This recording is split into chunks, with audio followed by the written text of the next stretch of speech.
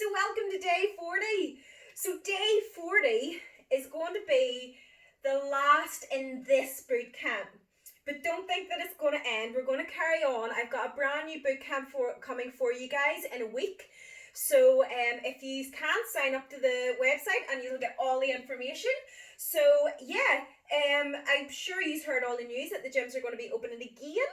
So yeah, I'm not leaving you hanging. I've still got yous. We're going to carry on with the classes online. So many of you are actually enjoying training at home now, which is absolutely amazing because it is hard to get the motivation sometimes when you are at home. So it's super motivating for me to see all you guys so motivated. So day 40 is here. 40 days of this boot camp. Can you actually believe it? I can't. It doesn't feel like 40 days. That's been 13 weeks. 13-week boot camp. You don't get them. So without further ado, I'm going to stop blabbering on and we're going to go and get on with the tutorial for this workout. So today we are going straight in. We are getting 60 rounds. We have 20 exercises that we're going to do twice through. We then have 5 core exercises that we're going to do 4 times through. That equals 60 rounds. So without further ado, we are going to start off with skater jacks. So we've done skater jacks before where we're going to lunge back, up, jumping jack. Again, always nice and easy on the feet and jumping jack up. And whenever you are doing your lunge, make sure that you're not curling through the back. So you're sitting right in. If you can get the hop so you can go down if you have enough room.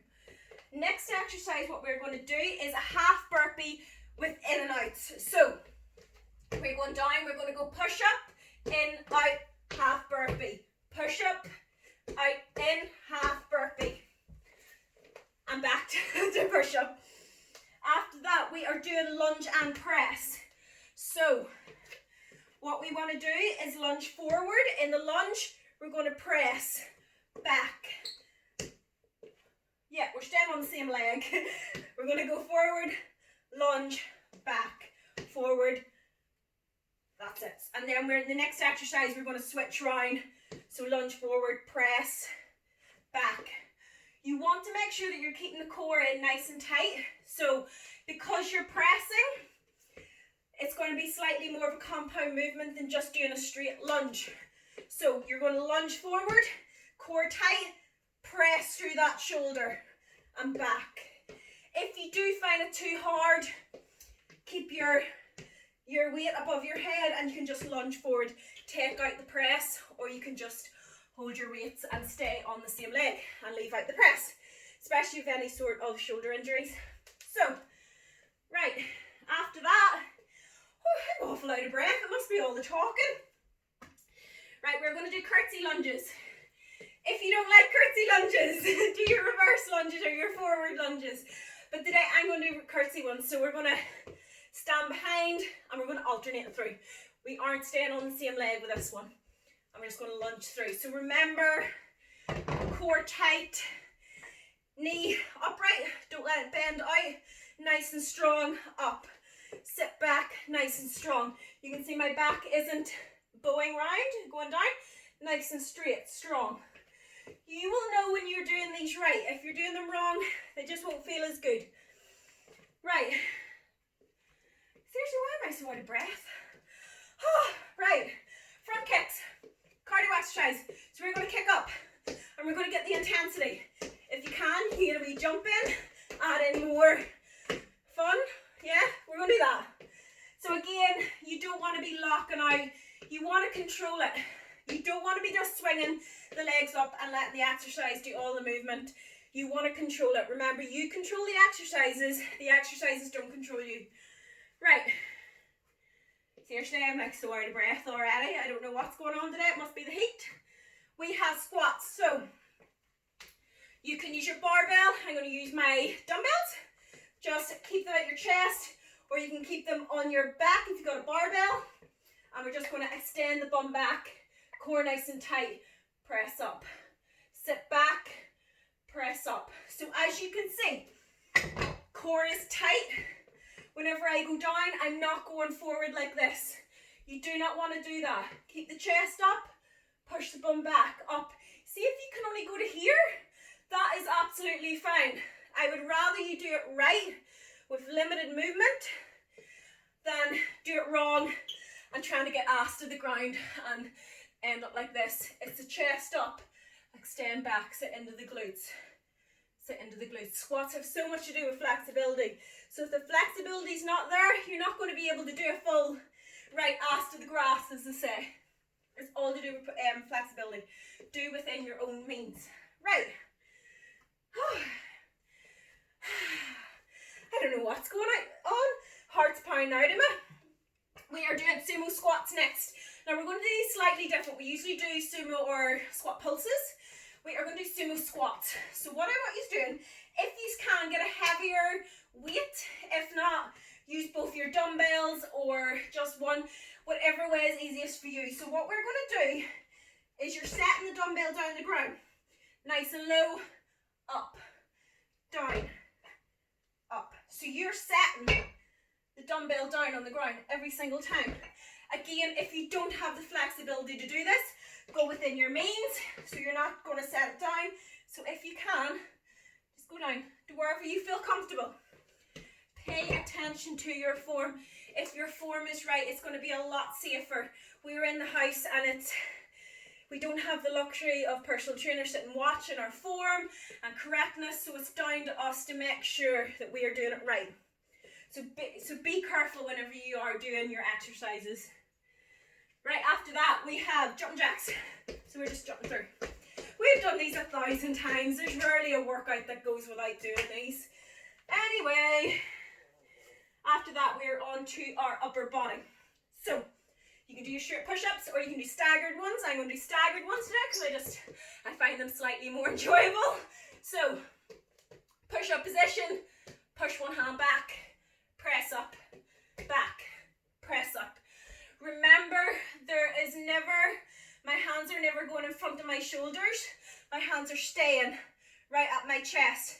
You don't want them up here. You don't want the elbows out like this here. You're going to feel that through your rotator cuff. So elbows back each time. And then you just alternate again. You can go down on your knees. Go within your means, whatever is right for you. If you think that you can get one or two on your own, do that. It's about pushing the limits every single time. What is next? I think it's bent over row. Yes, and we are going underhand.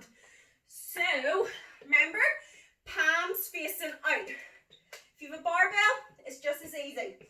We're going to bend through the hips and we're going to drive up towards the belly button. Squeeze the back. So remember, the forearm is completely straight to the ground. You don't want to do this. That's a bicep curl. Scoop with the back. Forearm is only holding on to the weight. As soon as you start flexing through here and the arm goes forward, using your arms, you're not using your back, and we want to use our back. Right. After that, we are going into a bicep curl into a shoulder press. So again, we've done these before. Elbows nice and tight. Curl up. Shoulder press. Press. Curl down. Up. Press. And down. We've done those before. Again, when you're doing your shoulder press, right down. Not to here, right down. You want to get that full range of motion right through the shoulder, and you'll get much more out of the exercise if you do full range of motion. After that, we're into cardio, high knees. Drive the knees up nice and high. And again, we're not locking out any joints. We are just working those knees up. You'll nearly feel it in your core, or you should be feeling it in your core. After that, we are down. We haven't done this one in a while. We are doing Supermen. So, hands and feet lift off the ground. Lift the chest up. Squeeze. So it's like a crunch for your lower back. So we're feeling it going right down each side of our spine. Easy enough for you one. Just always control it. Right, front raises. You can use plates, kettlebells. All we're going to do, raise through. Right down. Again, we're not swinging. You don't want to swing. Swing. Do it all day. You want to control it. So up. Squeeze the shoulders. Up. Squeeze. You'll feel it going across the chest as well. Right, what is next?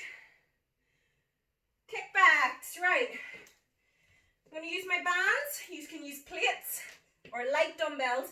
Do not be using the dumbbells that you usually do for your lunges. It's way, way, way too heavy. So I'm going to stand on the band, elbows up nice and high, and we're just going to kick back. Right through the backs of those arms. So if you have plates, you're literally just going to hold the plates, elbows up. It's exactly the same form. I just find the bands are slightly easier to hold because in the gym, so the holds inside are quite small in the home ones, and the ones in the gym are larger, and you can actually put your hand in and use it like a dumbbell. But the ones in the house are just so dangerous when you're sweaty as well. They're so easy to drop, so I prefer to use the resistance bands.